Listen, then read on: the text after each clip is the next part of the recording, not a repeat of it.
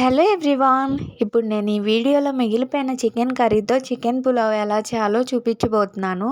ఎప్పుడు చికెన్ మిగిలిపోయినా సరే మేము ఇలానే చేసుకుంటామన్నమాట.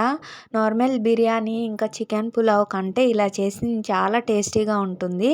ఇంకా ముందుగా ప్యాన్ పెట్టుకొని ఆయిల్ వేసుకొని బిర్యానీలో మనం ఏమేమి వేసుకుంటామో అన్నీ 1 బై 1 వేసుకొని బాగా ఫ్రై చేసుకోవాలి.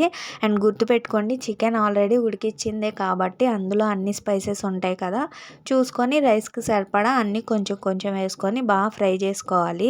ఆ తర్వాత కొంచెం పెరుగు కూడా వేసుకొని ఒకసారి బాగా కలిపేయాలి. ఆ తర్వాత కుక్ చేసుకున్న చికెన్ కూడా వేసుకొని అది ఒక 2 మినిట్స్ అలా ఫ్రై చేసుకొని ఇంకా ఎసరుకు తగినంత వాటర్ వేసుకోవాలన్నమాట. ఆ తర్వాత సాల్ట్ కూడా చెక్ చేసుకొని సాల్ట్ వేసుకోవాలి.